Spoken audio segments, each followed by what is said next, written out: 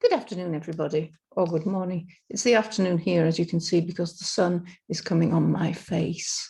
Well, we, in video 3, mini video 3, we looked at how recognizing specific words, which may seem to sound very similar because the boundaries between one word and another may not be clear, is an important skill when you first start listening to, or you get used to listening to a language. And we looked at the difference between a nice cream and a nice cream dress. When you become a bit more advanced and you're a bit more relaxed with the language and you've learned how to recognize such boundaries, then these become units of meaning. And at this point, you have to see the bigger picture. And what do I mean by that? Well, let's have a look.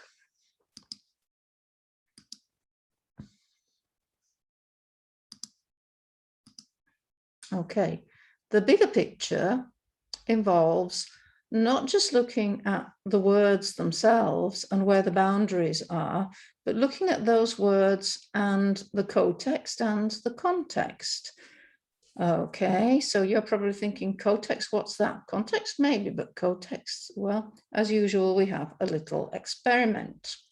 So, language does not exist in a vacuum.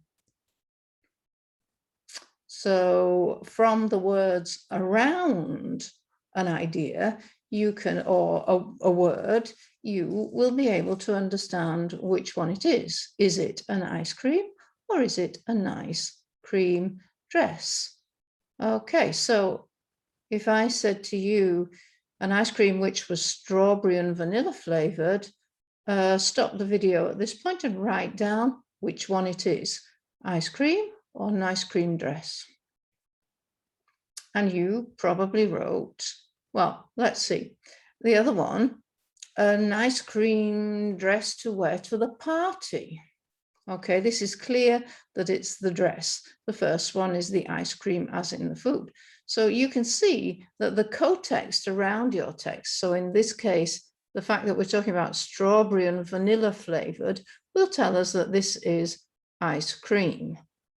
In this one, an ice cream dress to wear to the party. Already the word dress here tells you that this is not an ice cream, but is a dress. And then also this extra information, to wear and party. So all these are what we call the cotext. These are the words around the item that you're trying to understand, which help you to understand which one it is. So this is the cotext. We also have context. Context again, and here we're really looking at the bigger picture. So just stop the video and imagine the context for the first one and the second one. Who is speaking? Where are they? And then I'll tell you, but stop the video and think for yourself first. Well, the context of the first one was at the beach, two friends in swimming costumes, and they're talking about this ice cream that they would like to have. The context for the second one was two friends discussing a party that night and what to wear. So they were in one friend's bedroom, they were looking at clothes and deciding what they wanted to put on. So these are things that we do almost without thinking, but in our own language. But in a second language, it's worth taking this into account, because now we're moving away from listening to single sounds and moving more towards listening for meaning, because when you're listening, the overall aim is not really to distinguish the single sounds. Distinguishing single sounds is a step along the journey. But when you get to the stage where you can do that, the aim is to understand the message or to understand the meaning of the text. That's why we listen. And being aware of cotext and context can help you along the way. So as usual, practice makes perfect. Try with a short text, try doing the same things. Listen for the cotext and imagine yourself the context, or be aware of the context. So that's it for today.